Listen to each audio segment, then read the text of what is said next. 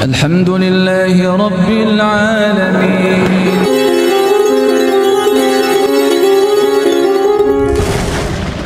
Atas ketidakadilan hak-hak kita yang diambil oleh penguasa, kita minta ganti kepada Allah Subhanahu wa ta'ala. Berat ya Pak?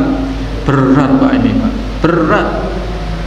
Ini kalau nggak dapat pencerahan seperti ini, maka yang terjadi adalah demo sana, demo sini, gerutuk sana, gerutuk sini. Tuh, saya dulu mahasiswa Pak, rambut saya panjang, ya demo Pak, zaman 98 sampai nurunkan Pak Harto itu demo. Ternyata itu di dalam syariat Pak, tidak dibenarkan.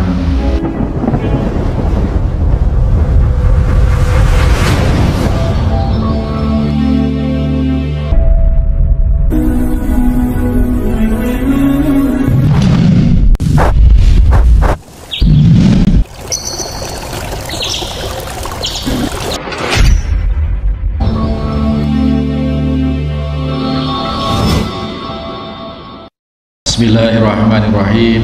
Assalamualaikum warahmatullahi wabarakatuh.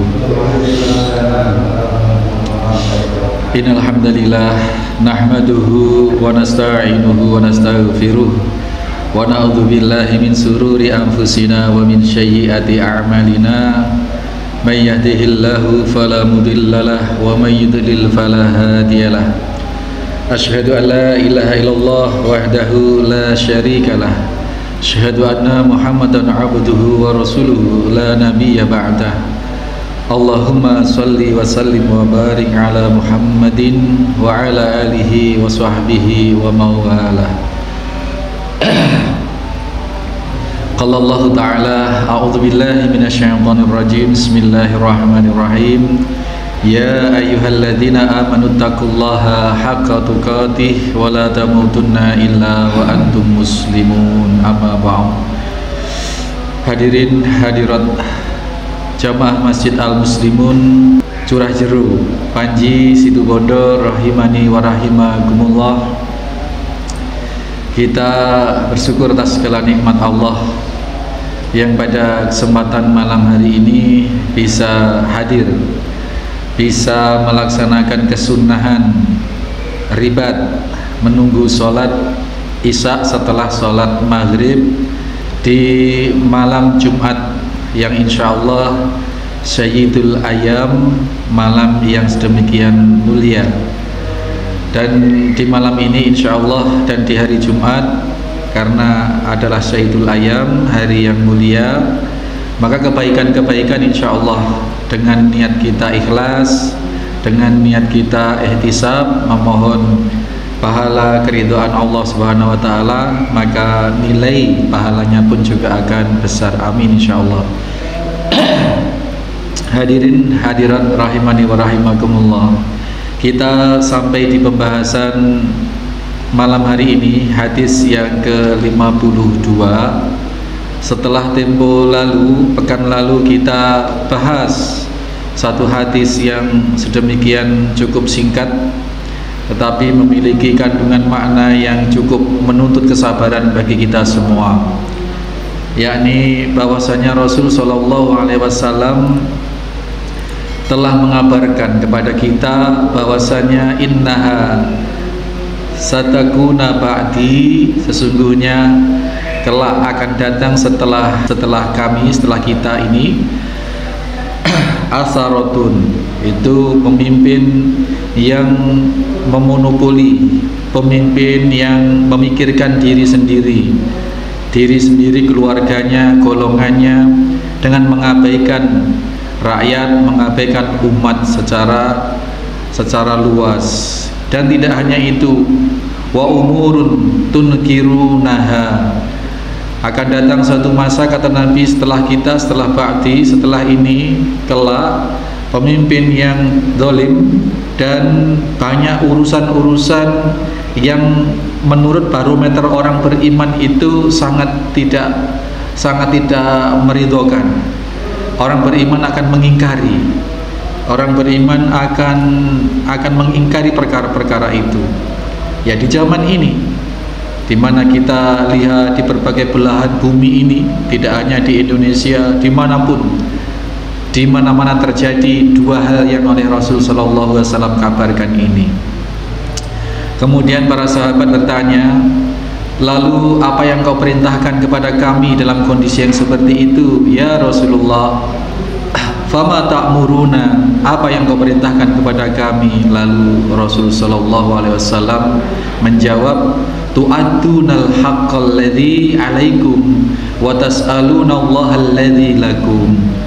Engkau penuhi hak pemimpin kalian, engkau tunaikan kewajiban kalian atas pemerintah kalian, dan engkau mintalah kepada Allah yang hak untuk kalian. Nah, ini jadi ini satu hal yang menuntut kita kesabaran ekstra, Pak. Kita seseorang atau rakyat atau kita atau siapa diperlakukan jelas-jelas zalim oleh penguasanya, tetapi pesan Nabi nubuah Allah melalui Nabi sallallahu alaihi wasallam ini, kita tidak boleh memberontak, kita tidak boleh melawan. Kita dituntut, dinasihati oleh Rasulullah sallallahu alaihi wasallam oleh pensyariatan Islam ini untuk menunaikan kewajiban kita terhadap pemimpin, meskipun itu pemimpin zalim. Kita dipajaki sana sini, ya kita tunaikan sekemampuan kita. Semuanya harus keluar dari kantong kita. Ketidaknyamanan dari yang kecil sampai besar, mana Pak Tani mau pupuk sulit, mana sistem pengairan sudah juga dikorupsi, mau dapat air juga sulit, semua macam-macam, mau kuliah, mau sekolah juga sulit, ya sekolah-sekolah mahal, perguruan tinggi UKT-nya sedemikian mahal, dengan asumsi pemerintah bahwasanya kuliah itu memang konsumsi untuk orang kaya. Yang tidak kaya ya tidak usah kuliah, toh tidak kuliah sekalipun bisa hidup. Itu paradigma yang dibangun kurang lebih. Itu jelas kezaliman, pembodohan terhadap rakyat.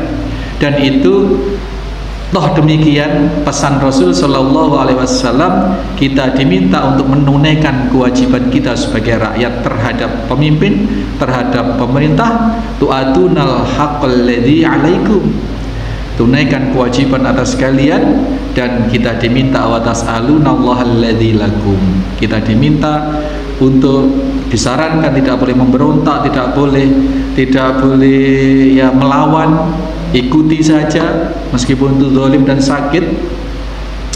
Kemudian atas ketidakadilan hak-hak kita yang diambil oleh penguasa, kita minta ganti kepada Allah Subhanahu wa ta'ala. Berat ya Pak? Berat Pak ini Pak, berat. Ini kalau nggak dapat pencerahan seperti ini, maka yang terjadi adalah demo sana demo sini, ya, kemudian mengerahkan massa, geruduk sana geruduk sini. Tuh saya dulu mahasiswa Pak, rambut saya panjang, ya demo Pak, zaman 98 sampai nurunkan Pak Harto itu demo.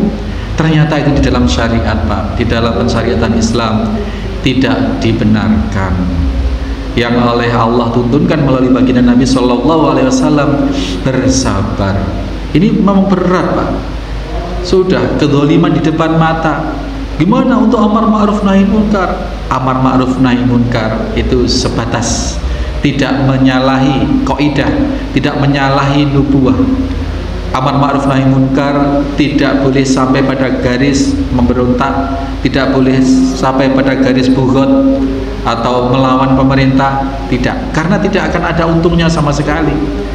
Pak Harto itu Pak dulu turun bukan karena takut pada mahasiswa Pak.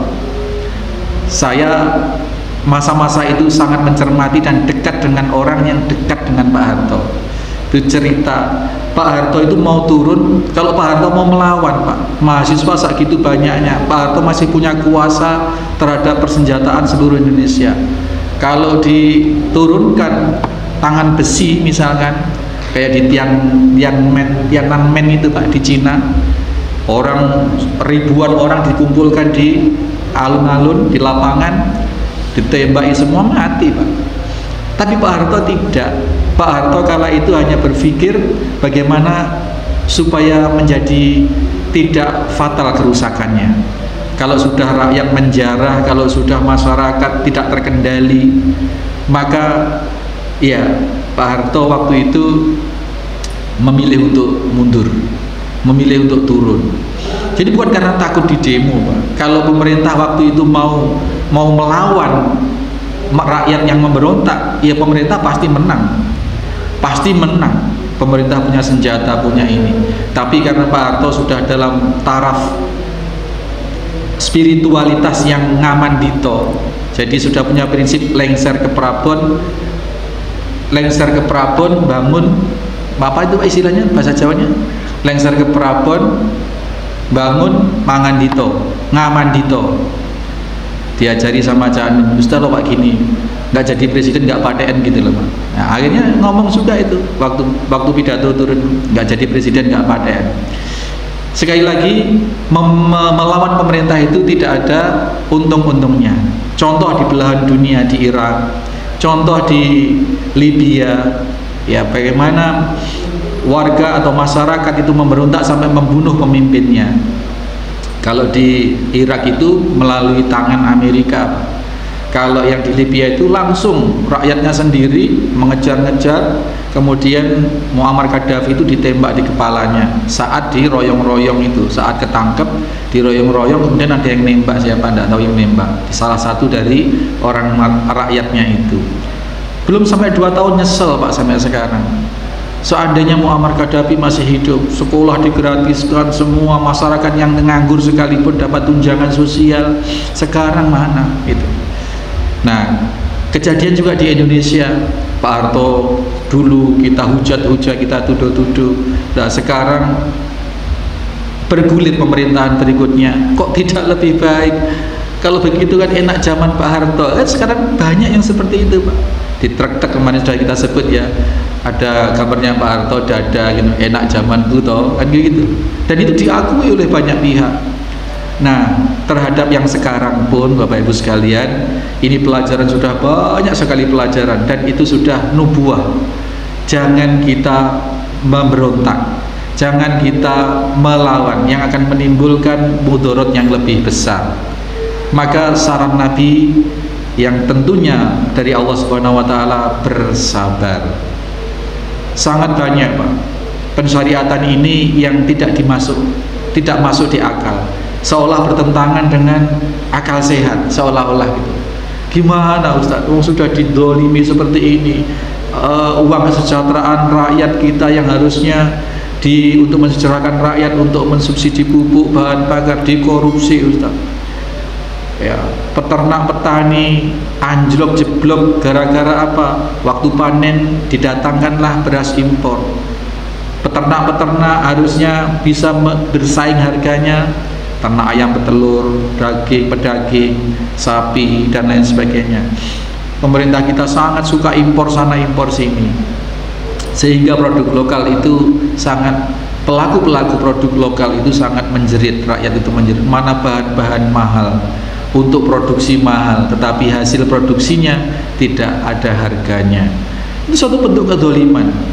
Nah, sungguh pun demikian, tetap perintah Rasul Shallallahu Alaihi Wasallam, bersabar. Nah, kemudian kita sambung dengan hadis yang ke-52 yang serupa, tetapi ada spesifik pembahasannya. Wa an Abi Yahya Usaid bin Khudair radhiyallahu anhu, anna rajulan minal ansori qala, ada seorang dari sahabat Abi Yahya Usaid bin Khudair, semoga Allah merahmati beliau, bahwasanya beliau bercerita bahwasanya ada seorang laki-laki, tidak disebutkan namanya, rajulan minal ansor, dari kalangan ansor, berkata, qala ya Rasulullah, ala tasta'milni kama sta'malta fulana. Ya Rasulullah, tidakkah engkau memberikan jabatan, tidakkah engkau memberikan posisi pekerjaan kepadaku sebagaimana engkau mempekerjakan atau memposisikan si fulan itu? Ya Rasulullah. Ansor Pak. Ansor ini adalah orang-orang yang menerima hijrahnya Nabi dan para sahabat dari Mekah. Dan kemudian peristiwa ini setelah ditelisik adalah ketika usai perang Hunain. Usai perang Hunain,